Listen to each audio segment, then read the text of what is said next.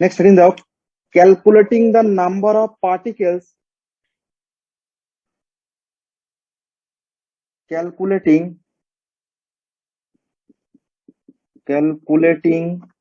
the number of particles in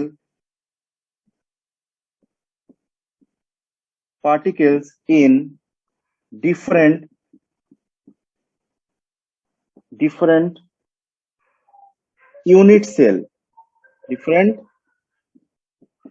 unit cell of a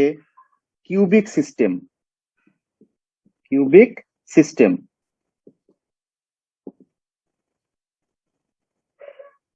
Calculating the number of particles in different unit cell of a cubic system. বেঙ্গলিতে লেখো, ঘনকাকার সিস্টেমে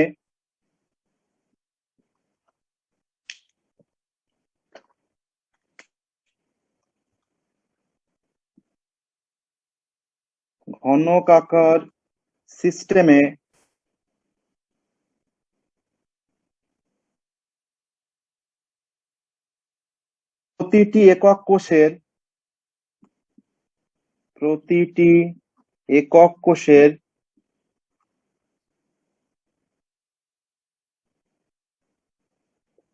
কোষের কণা সংখ্যা নির্ণয়।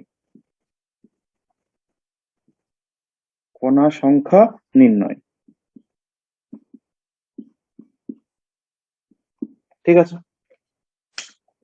আচ্ছা দেখো, তোমরা আমাকে বলো, অ্যাটমের বিন্যাসের উপর ভিত্তি করে কোন কিউবিক ইউনিট সেল বা ঘনকাকার কেলাসকে কত রকম ভাগে ভাগ করা যায়? আমরা আগের ক্লাসে পড়িয়েছিলাম, বলো কত ভাগে ভাগ করা যায় বলো? 4 প্রকার বলেছিলাম, তাই না? একটা হচ্ছে সিম্পল কিউব, একটা হচ্ছে BCC structure, body centred cubic lattice, দেহকেন্দ্রিক ঘনকাকার একক কোষ। নেক্সট পড়েছিলাম পৃষ্ঠকেন্দ্রিক ঘনকাকার একক কোষ বা face centred cubic lattice. Next আমরা পড়েছিলাম এন্ড সেন্টার বা প্রান্ত কেন্দ্রিক। ঠিক আছে, এই যে ইউনিট সেলগুলো পড়া হয়েছিল আমাদের অ্যাটমের অ্যারেঞ্জমেন্টের বেসিসে বা বিন্যাসের উপর ভিত্তি করে বিভিন্ন নামকরণ করেছিলাম আমরা, তাদের আমাদের কি ক্যালকুলেট করতে হবে বলো? ওই ইউনিট সেলের মধ্যে কতগুলি অ্যাটমস প্রেজেন্ট রয়েছে সেটা আমাদের ক্যালকুলেট করতে হবে, তারই হেডিং দেওয়া হয়েছে। ক্লিয়ার হয়েছে একদম? এখন আমরা আমাকে বলো ফার্স্ট টাইপের নাম কি বলো? 1 নাম্বার দিয়ে লেখো সিম্পল কিউব, অর যার আরেকটা নাম প্রিমিটিভ।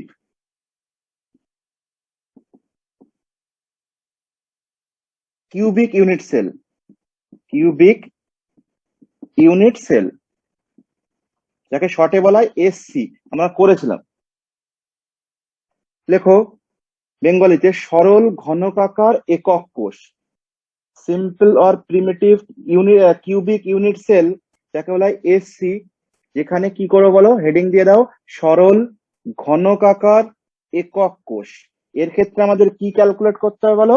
এর মধ্যে কতগুলি অ্যাটমস প্রেজেন্ট রয়েছে। ঠিক আছে, ভালো করে বুঝতে হবে, বোঝো। তাহলে একটা সিম্পল কিউবকে আমরা বানিয়ে ফেলি, চলো বানাও, একটা সিম্পল কিউবের স্ট্রাকচার বানিয়ে দাও। আমরা সবই জানি কন্ডিশন। প্রথমে একটা কিউব বানিয়ে দাও,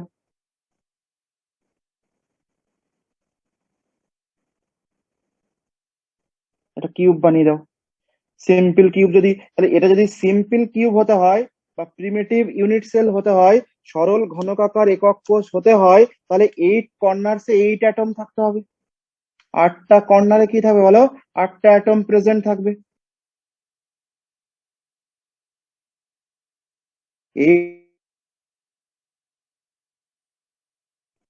দেখো 8টা কর্নারে 8টা অ্যাটম প্রেজেন্ট থাকবে। ঠিক আছে, তাহলে এটা যা সিম্পল কিউব, তাই না? আমরা আগেই দেখেছি। তো তোমরা আমাকে বলো, তোমাকে যদি বলা হয় এই সিম্পল কিউবিক ইউনিট সেলের মধ্যে কতগুলি কণা রয়েছে, তুমি কি বলবে? সঙ্গে সঙ্গে চিল্লিয়ে বলবে স্যার 8টি। দেখতেই পাচ্ছি আমরা 8টি, তাই না? তাহলে আর ক্যালকুলেশন করা, এত হেডিং দিয়ে ক্যালকুলেশন করার কি আছে? যদি ব্যাপারটা এতটাই সোজা হতো। তো দেখে তো মনে হচ্ছে কতগুলো অ্যাটম প্রেজেন্ট রয়েছে, 8টি।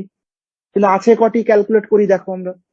তোমরা আমাকে বলো যে বাস্তবে একটা ইউনিট সেল কি পাওয়া যায়?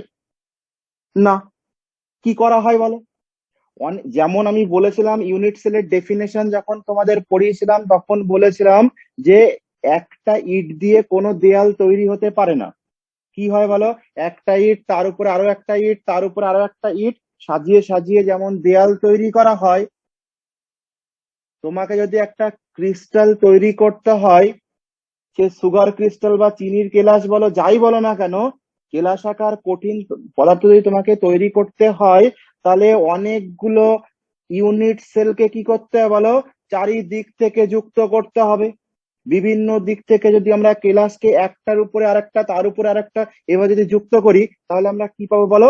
একটা বড় ক্রিস্টাল। তাহলে তার মানে একটা ইউনিট সেল কি, এখানে ভালো করে বুঝে, একটা ইউনিট সেল দিয়ে কোনো বড় ক্রিস্টাল তৈরি হতে পারে না, অনেকগুলো ক্রিস্টাল চারিদিক থেকে যুক্ত হয়ে ক্রিস্টাল তৈরি হয়, বড় ক্রিস্টাল তৈরি হয়। ভালো করে কনসেন্ট্রেট করো। তাহলে তুমি আমাকে বলো, এই যে একটা ক্রিস্টালের যে কর্নার, একটা ইউনিট সেলের যে কর্নার, সেই কর্নারে মনে করো একটা স্ফেরিক্যাল কোন একটা অ্যাটম রয়েছে, লাইক ফুটবল। ঠিক আছে, ফুটবলের মতো একটা, এখানে কি রয়েছে বলো? একটা অ্যাটমস রয়েছে, লাইক ওয়াটারমেলন। ঠিক আছে, ওয়াটারমেলনের মতো একটা মনে করো স্ফেরিক্যাল শেপের একটা অ্যাটমস রয়েছে। ভালো করে বুঝবে। তুমি এবার ফলো করো, তুমি যে রুমে ক্লাস করছো তার একটা কর্নারকে ফলো করো। ঠিক আছে, মনে করো যে কর্নারকে তুমি ফলো করেছো, মনে করো এটা ওই কর্নার। ঠিক আছে, এবার বলো একটা ঘরের কর্নার কতগুলো ঘরকে শেয়ার করতে পারে, দেখে বলো। একটা ঘরের কর্নার, একটা কিনারা কতগুলো ঘরকে যুক্ত করতে পারে বলো? তুমি সঙ্গে সঙ্গে বলবে, স্যার আমি যে ঘরে পড়ছি তার পাশের ঘর, মনে করো তুমি এই ঘরটাতে পড়ছো, তার পাশের ঘর এদিকেরটা, ওয়ান, তার সামনে একটা, টু, তার তোমার এদিকে একটা, থ্রি, আর তোমার এই সাইডে একটা, ফ্রন্ট একটা, টোটাল চারটে ঘরকে কানেক্ট করতে পারে। ভালো করে বোঝো, যে কর্নারে তুমি যে কর্নার, ওই কর্নার আরো কতগুলো ঘরকে শেয়ার করেছে? চারটে ঘর। বোঝা গেছে? চারটে ঘরকে শেয়ার করেছে। এই চারটে ঘর শুধু তো নিচে চারটে ঘর, তাই না? উপরে তো আরো চারটে হবে না? এ তো স্ফেরিক্যাল শেপ, একটা স্ফেরিক্যাল বা একটা গোলককে যদি তোমাকে পুরোপুরি কভার করতে হয়, তাহলে হাফ পোর্শন, দ্যাট ইজ তোমার নিচের চারটে রুম কি করবে বলো? ওকে কভার করবে। নিচের চারটে রুম কি করবে বলো? ওকে কভার করবে।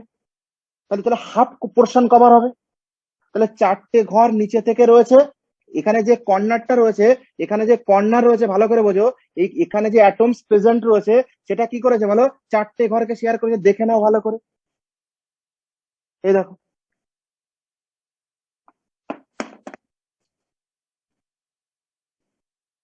দেখো বোঝো ভালো করে। এই কর্নারটা এই এখানে মিডিলটা, ঠিক আছে, এটাকে এদিকে একটা পেন রয়েছে, টোটাল চারটে।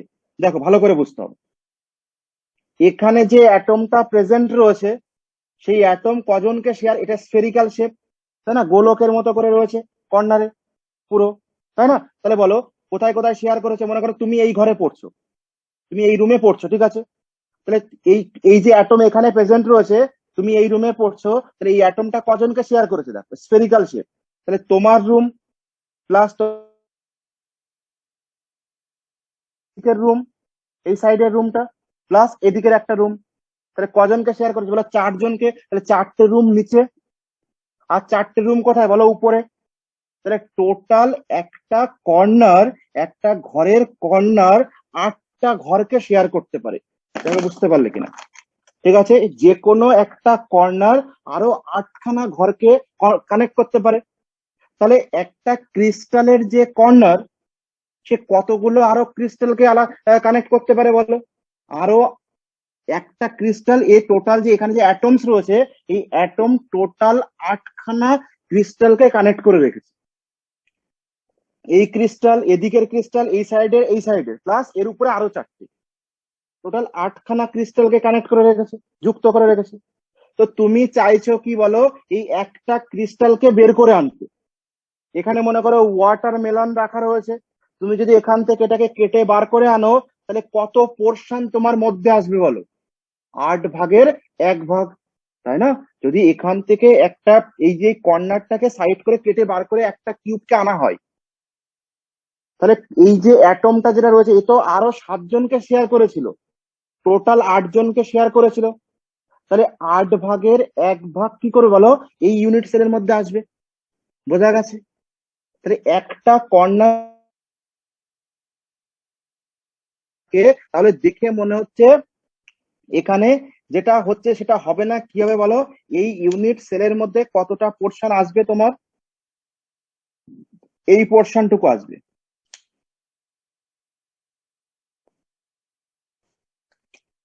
তোমার এইটুকু পোর্শন আসবে, তাই না? এদিকের পোর্শন গুলো কি হবে বলো? এদিকের পোর্শন গুলো বাদ হয়ে যাবে, কারণ এদিকে তো অন্য ঘরের জন্য শেয়ার হয়ে গেছে না, অন্য ল্যাটিসে শেয়ার হয়েছে। তাহলে এখানে যে বড় অ্যাটম ছিল তাকে যদি কেটে একটা ক্রিস্টালকে বের করে আনা হয়, যেহেতু একটা কর্নার 8জনকে শেয়ার করেছিল, তাহলে 8 ভাগের 1 ভাগ তোমার একটা ইউনিট সেলের মধ্যে আসবে। ক্লিয়ার আছে? ভীষণ ইম্পর্টেন্ট জায়গা। ঠিক আছে, তাহলে এখানে কত পোর্শন এসছে বলো? 1/8 পোর্শন। ঠিক আছে, তাহলে আমরা কি লিখতে পারি দেখো। তো দেয়ারফর টোটাল নাম্বার অফ, দেখো, therefore total number of corner particles per unit cell equals to কি হবে বলো? Total number of corner particles per unit cell, Bengali বিন্দুগুলিতে মোট কণার সংখ্যা। এখানে যে আমরা সিম্পল কিউব নিয়েছি, এর ক্ষেত্রে কি লিখবো বলো? একক কোষের কৌণিক বিন্দুগুলিতে মোট কণার সংখ্যা। দেখো, একক কোষের কৌণিক বিন্দুগুলিতে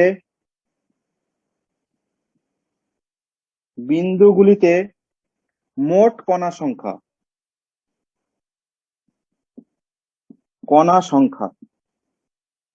মোট কণা সংখ্যা কত হবে বলো? তাহলে কটা টোটাল কর্নার রয়েছে বলো? 8খানা কর্নার। যে কোনো কিউবের কটা কর্নার হবে? 8টা কর্নার। তাহলে 8টা কর্নারে কতগুলো অ্যাটমস রয়েছে? 8 অ্যাটমস। ইনটু কত হবে বলো? এক একটার অবদান কত বলো? কন্ট্রিবিউশন কত আছে বলো? 1/8 পোর্শন।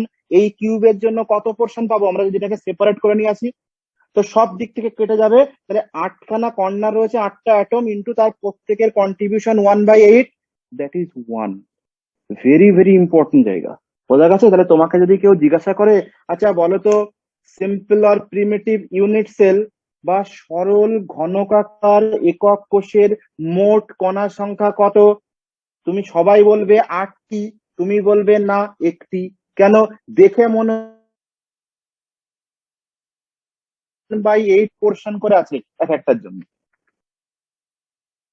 ফলে 8টা কর্নারের জন্য 8 into per contribution 1/8, that is 1। বোঝা গেছে? তাহলে সিম্পল কিউব বা সরল ঘনকাকার একক কোষের টোটাল কণার সংখ্যা কত হবে বলো? 1। মুখস্থ থাকে যেন। চলো নেক্সট সেকেন্ডেরটা ক্যালকুলেট করো। দেখো, বুঝতে অসুবিধা হলে বলো আমাকে। সেকেন্ড ক্যালকুলেট করো, বডি সেন্টারের জন্য করো। দেখো, সেকেন্ড টাইপের মলিকুলস বের করবো। দেখো, body centred cubic unit cell, body centred cubic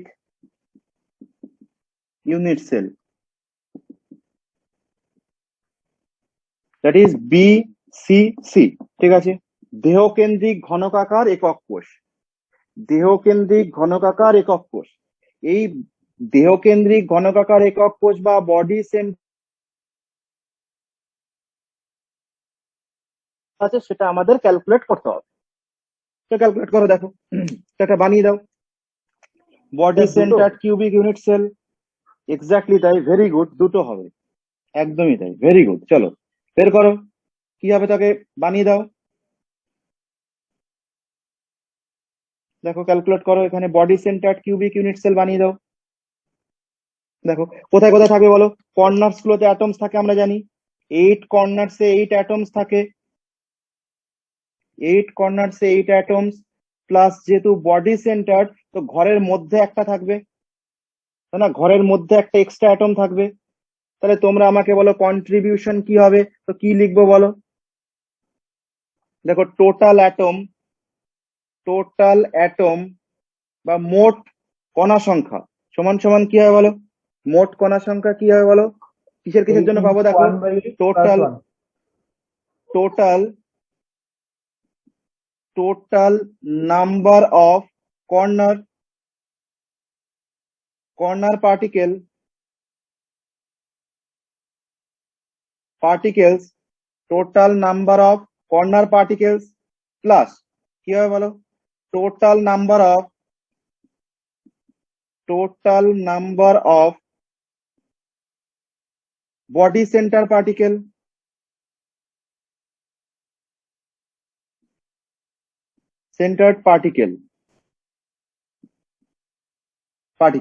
বোঝা গেছে। বেঙ্গলিতে লেখো মোট কণা সংখ্যা সমান সমান কি হবে বলো, লেখো একক কোষের কৌণিক বিন্দুতে মোট কণা সংখ্যা, একক কোষের একক কোষের কৌণিক বিন্দুগুলিতে মোট কণা সংখ্যা plus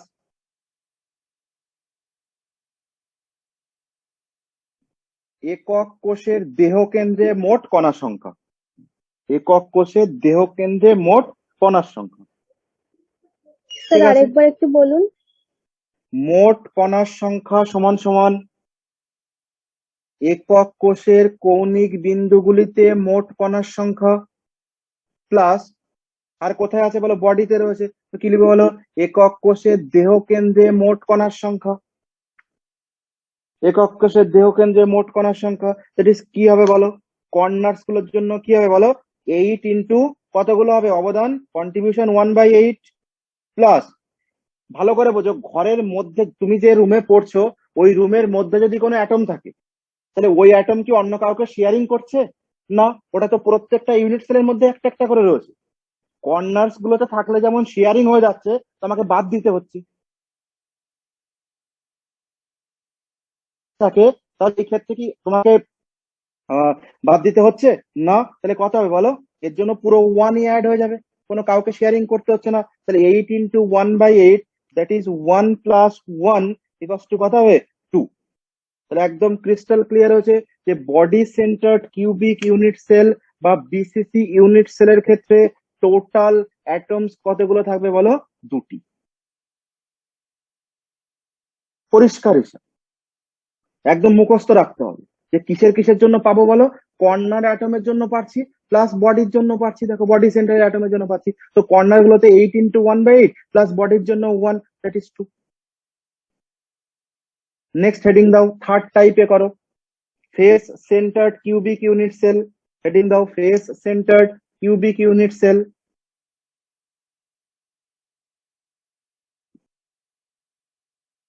face centred cubic unit cell that is FCC.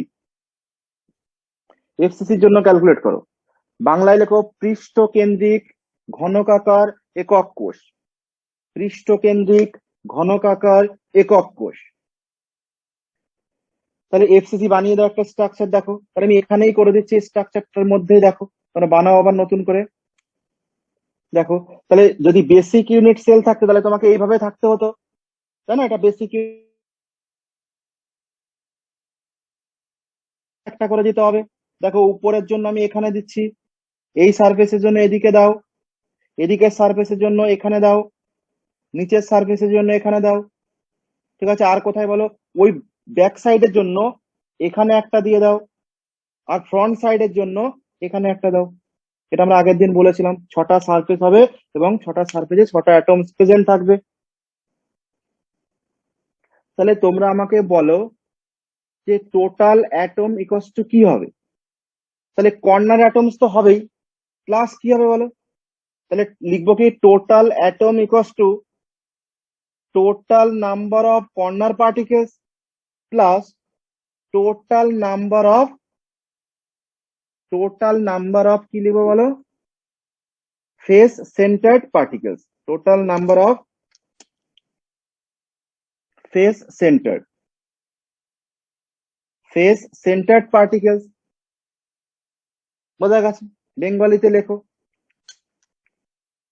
মোট কণা সংখ্যা সমান সমান কি লিখবো বলো, মোট কণা সংখ্যা সমান সমান লেখো একক কোষের কৌণিক বিন্দুগুলিতে মোট কণার সংখ্যা, একক কোষের কৌণিক বিন্দুগুলিতে মোট কণার সংখ্যা, একক কোষের কৌণিক বিন্দুগুলিতে মোট কণার সংখ্যা, পৃষ্ঠতলগুলিতে মোট কণার সংখ্যা, একক কোষের পৃষ্ঠতলগুলিতে মোট কণার সংখ্যা। বোঝা গেছে? আগেরটা দেহ কেন্দ্রের জায়গা পৃষ্ঠ কেন্দ্র হবে, বাকি সব একই থাকবে। ঠিক আছে, তাহলে মোট কণার সংখ্যা কত হবে বলো? তাহলে আমরা তো এটা জেনেই গেছি যে কর্নার্স গুলির জন্য কত হবে বলো, কর্নারের জন্য তো একটাই হবে, কারণ 8টা কর্নার রয়েছে, তাই না? দেখো তো, 8 কর্নার্স এর জন্য 8 ইন্টু প্রত্যেকটার অবদান 1/8, তাহলে 8 ইন্টু 1/8 হলো, প্লাস কি হবে বলো, প্লাস সারফেস কটা আছে বলো, সারফেস কটা, 6 সারফেস, 6টা সারফেস। এবার তোমরা আমাকে বলো পার অবদান কত করে আছে, পার কন্ট্রিবিউশন কত হবে? হাফ হবে 50 করে। হাফ হবে। কন্ট্রিবিউশন কত হবে বলো, হাফ হবে। কেন? কারণ তুমি যে ঘরে পড়ছো, তুমি একটা দেয়ালকে ফলো করো, দেয়ালের মিডিলে যদি একটা অ্যাটমস প্রেজেন্ট থাকে, দেয়ালের মধ্যখানে, দেয়ালটাকে যদি আলাদা করে সেপারেট করে দেওয়া হয়, কত পোর্শন তোমার রুমে আসবে? Half portion. আর হাফ পোর্শন অন্য রুমে চলে যাবে। কারণ এই যদি কোনো সারফেসের উপর যদি কোনো অ্যাটমস প্রেজেন্ট থাকে, ঠিক আছে, সারফেসের উপর যদি কোনো অ্যাটমস প্রেজেন্ট থাকে, মনে করো এখানে এটা মনে করো একটা সারফেস, ঠিক আছে, এই সারফেসের উপর যদি কোনো অ্যাটমস প্রেজেন্ট থাকে এর মিডিলে, এবং এটাকে যদি দুভাগে, যদি একে সেপারেট করে দেওয়া হয়, তাহলে কি হয় বলো, কত পোর্শন এদিকে আসবে? Half portion. আর হাফ পোর্শন কোথায় যাবে? এদিকে হাফ পোর্শন আসবে। ঠিক আছে, তাহলে এদিকে হাফ পোর্শন আসছে, এদিকে হাফ পোর্শন আসছে, তাহলে কন্ট্রিবিউশন কত হবে বলো, কন্ট্রিবিউশন হাফ হবে,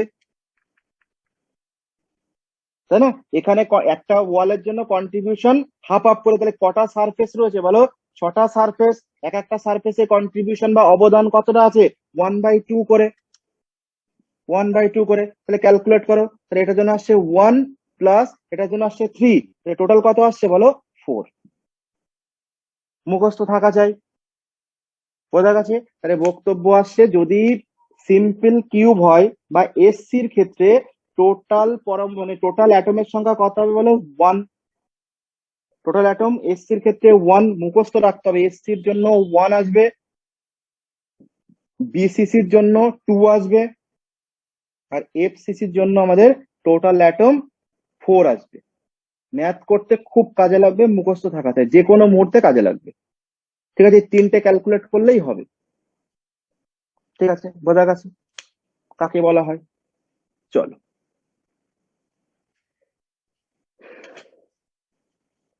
তাহলে একটা অঙ্ক করি, দেখো calculation.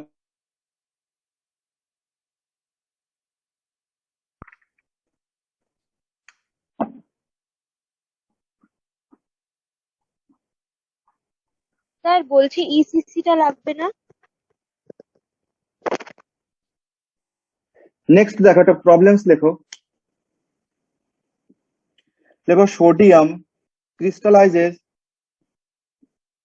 Sodium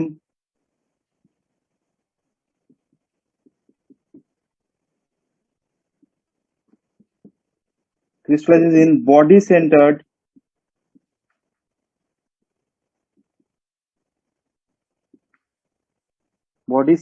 cubic lattice.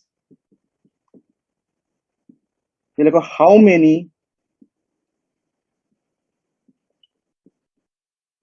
unit cell does 9.2 gram of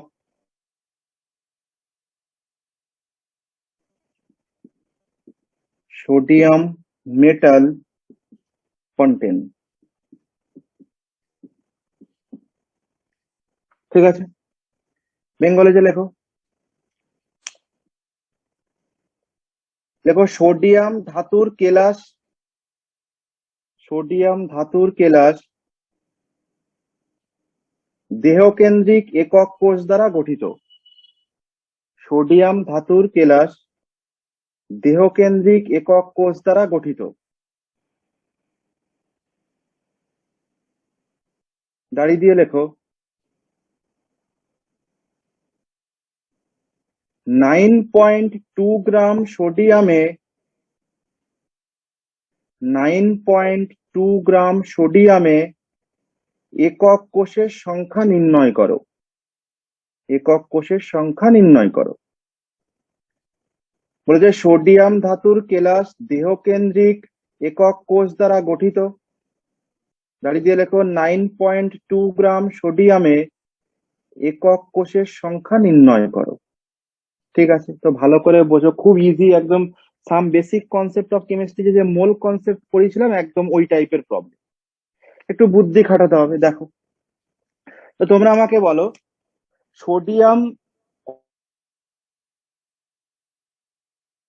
সোডিয়ামের মধ্যে, তাহলে দেখো আমরা লিখতে পারি যে 9.2 গ্রাম সোডিয়াম মানে Na ইকুয়ালস টু কত বলো, একে মোলে কনভার্ট করো। গ্রাম থেকে মোলে কনভার্ট করতে গেলে অ্যাটমিক মাস বা পারমাণবিক গুরুত্ব দিয়ে ভাগ করতে হয়। তাহলে মোলে কনভার্ট করবো কিভাবে বলো, 9.2 ডিভাইডেড বাই 23 মোল। তাহলে তোমাকে যে কত গ্রামের মধ্যে ইউনিট সেল বের করতে বলা হয়েছে বলো, 9.2 গ্রাম সোডিয়ামের মধ্যে কতগুলি একক কোষ বা ইউনিট সেল রয়েছে তোমাকে ক্যালকুলেট করতে বলা হয়েছে। তুমি কি করলে, 9.2 গ্রাম সোডিয়াম মানে কত বলো, 9.2 বাই 23 মোল, পারমাণবিক আণবিক গুরুত্ব দিয়ে ভাগ করে দিয়েছি আমরা।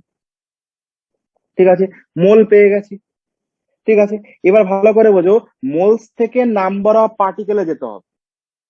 ঠিক আছে, তাহলে 9.2 গ্রাম সোডিয়াম ইকুয়ালস টু আমরা কি বলতে পারি, দেখো 9.2 9.2 বাই 23 ইন্টু যদি অ্যাভোগাড্রো সংখ্যা দিয়ে মাল্টিপ্লাই করে দিই, দ্যাট ইজ 6.023 ইন্টু 10⁻23 পার্টিকেলসে কনভার্ট হয়ে যাবে। পার্টিকেলস অফ সোডিয়াম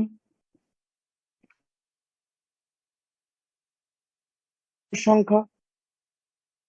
তার মানে আমরা দেখতে পেলাম যে 9.2 গ্রাম সোডিয়ামের মধ্যে কতগুলি সোডিয়াম কণা রয়েছে, এতটি সোডিয়াম পরমাণু, এতটি সোডিয়াম পরমাণু, পার্টিকেলস অফ সোডিয়াম। বোঝা গেছে? তাহলে আমরা কি দেখলাম যে 9.2 গ্রামকে আমরা কি করেছি, গ্রাম থেকে মোলে কনভার্ট করেছি। কিভাবে, আণবিক গুরুত্ব দিয়ে ভাগ করেছি।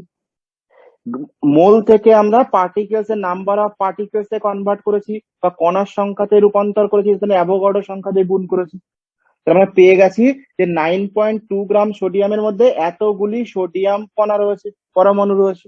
ঠিক আছে, এবার আমাকে বলো, তাহলে আমাদের কি বলে দিয়েছে বলো, ইউনিট সেল সোডিয়াম কি বলেছে বলো, সোডিয়াম ক্রিস্টালাইজেস ইন বিসিসি, তাই না? তাহলে সোডিয়াম, এই লাইনটা লিখতে হবে যে যেহেতু sodium crystallizes in body centred cubic lattice. Sodium কি করছে বলো, লেখো যেহেতু সোডিয়াম দেহকেন্দ্রিক ঘনকাকার একক কোষ গঠন করে, যেহেতু সোডিয়াম দেহকেন্দ্রিক, সুতরাং number of particles sir sir আরেকবার বলুন, যেহেতু সোডিয়াম দেহকেন্দ্রিক ঘনকাকার একক কোষ গঠন করে, যেহেতু সোডিয়াম দেহকেন্দ্রিক ঘনকাকার একক কোষ গঠন করে। ঠিক আছে, তো সুতরাং number of particles equals to কত হয় বলো, দেহকেন্দ্রিকের ক্ষেত্রে 2, number of particles equals to 2। তো লেখো কণার সংখ্যা, সুতরাং কণার সংখ্যা সমান সমান 2। সোডিয়ামে কণার সংখ্যা কত, মানে একটি একক কোষে কতগুলো কণা থাকবে? 2টি। দেখো বুঝতে পারলে কিনা? কারণ সোডিয়ামকে তোমাকে বলেই দিয়েছে কোশ্চেনের মধ্যে যে sodium crystallizes in body centred cubic lattice. যেহেতু sodium body centred cubic lattice তৈরি করে, তো এই ক্ষেত্রে নাম্বার অফ পার্টিকেলস কত হবে বলো? 2, 2টি। তাহলে তোমরা আমাকে বলো দুটি পার্টিকেলস, টু পার্টিকেলস বা দুটি কণা সমান সমান 1 ইউনিট সেল। দেখো এটা বুঝতে পারলে কেন? কারণ বডি সেন্টার্ড কিউবিক ল্যাটিসের ক্ষেত্রে কি হয় বলো? দুটি কণা সমান সমান একটি ইউনিট একক কোষ, একক কোষ। দ্যাট ইজ ওয়ান পার্টিকেলস বা একটি কণা সমান সমান কত হয় বলো? 1/2 ইউনিট সেল বা একক কোষ, একটি একক কোষ। তাহলে এই এতগুলো পার্টিকেলস মানে কত হবে বের করো। তাহলে দেয়ার ফোর 9.2/23 ইন্টু 6.023 ইন্টু 10⁻23 এতগুলো পার্টিকেলস ইকস টু কত হবে বলো? এতগুলো পার্টিকেলস ইকস টু, তাহলে 9.2 ইন্টু 2, সরি 9.2 ইন্টু 9.2/23 ইন্টু, এখানে 2 ছিল তাহলে ইন্টু 2 হবে নিচে, আর সাথে ইন্টু 6.023 ইন্টু 10⁻23 এতগুলি ইউনিট সেল হবে। ক্যালকুলেট করলেই পাওয়া যাবে। ক্যালকুলেট করলে দেখা যাচ্ছে আনসার আসবে 1.2046 ইন্টু 10⁻23 এতগুলো কি পাবো বলো? Unit cell. ভীষণ conceptual problem, very very important problem, বুঝে বুঝে করতে হবে। ঠিক আছে, তোমাকে এরকম প্রবলেমস দেবে।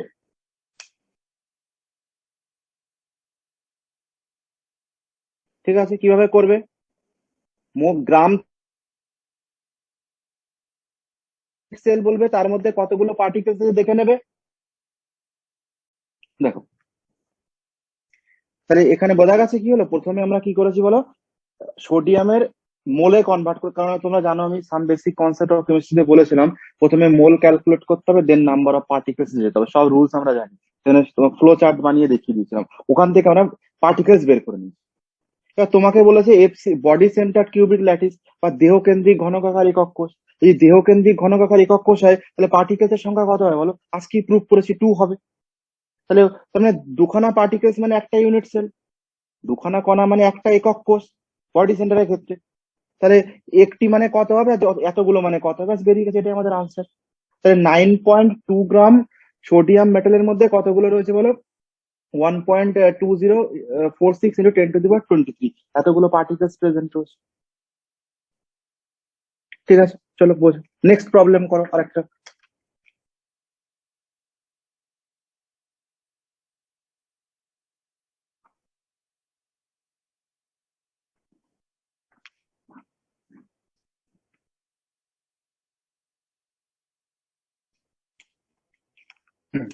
নেক্সট প্রবলেম লেখো, copper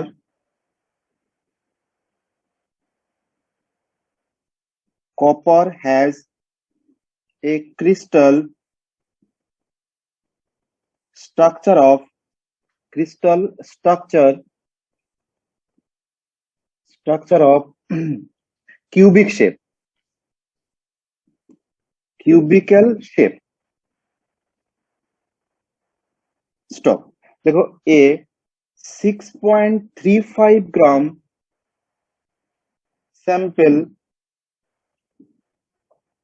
sample of copper contain 1.506 into 10⁻22 unit cell।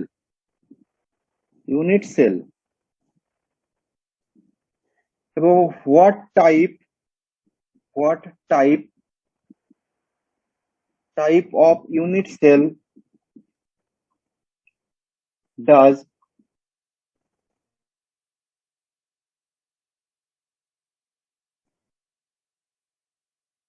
crystal consist of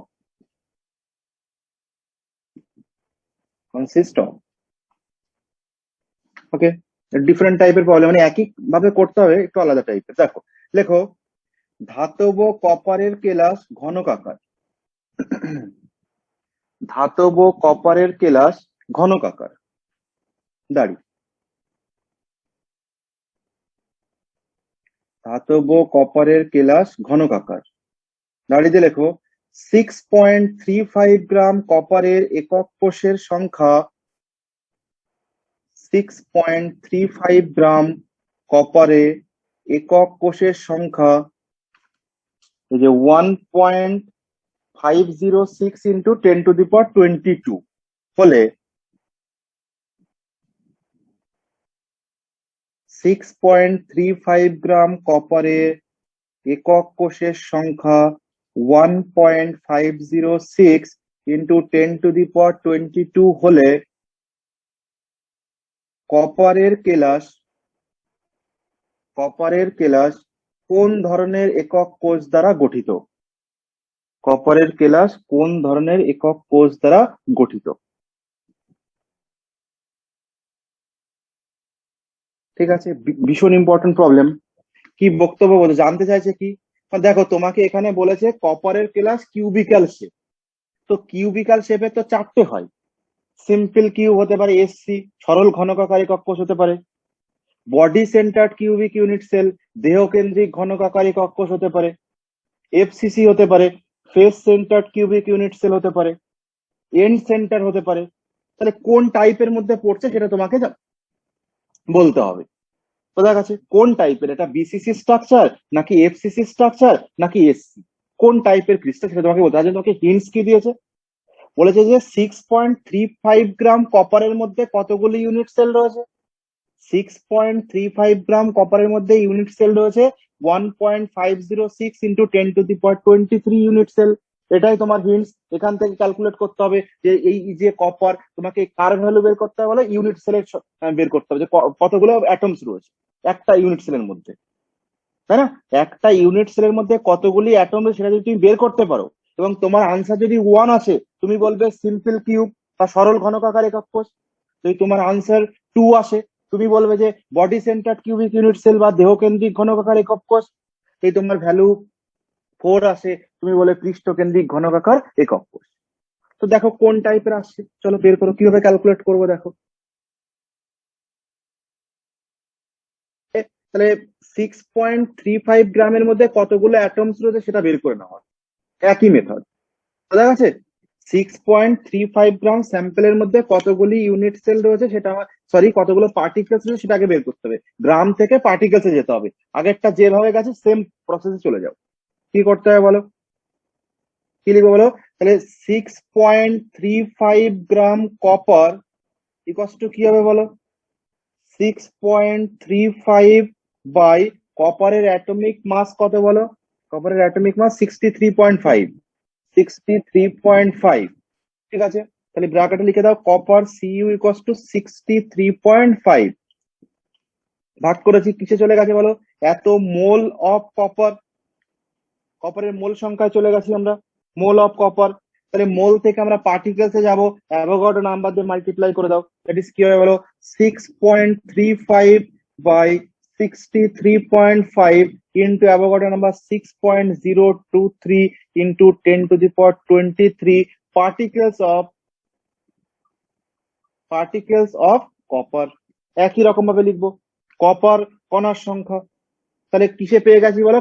তার মানে 6.35 গ্রাম কপারের মধ্যে কতগুলো কপারের পার্টিকেলস রয়েছে? 6.35 বাই 63.5 ইন্টু,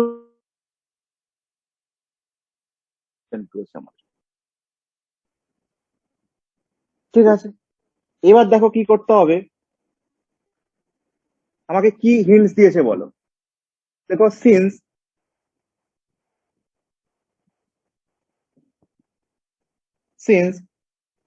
দেখো 1.506 into 10⁻23 unit cell equals two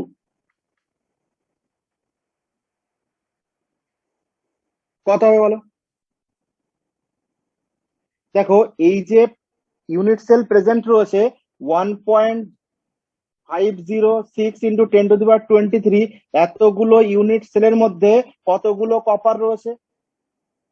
copper হচ্ছে 6.35 গ্রাম, মানে কতগুলো পার্টিকেলস। এটা তোমরা কি লিখবো? এতগুলো ইউনিট সেল একক কোষ 1.506 ইন্টু 10⁻22 একক কোষ সমান সমান কতগুলো পার্টিকেলস? এই যে এটা 6.35 বাই 63.5 ইন্টু 6.023 ইন্টু 10⁻23 পার্টিকেলস, এতগুলো পার্টিকেলস। ঠিক আছে, তাহলে আমাকে কি করতে হবে বলো? তাহলে এতগুলো ইউনিট সেল মানে এত পার্টিকেলস।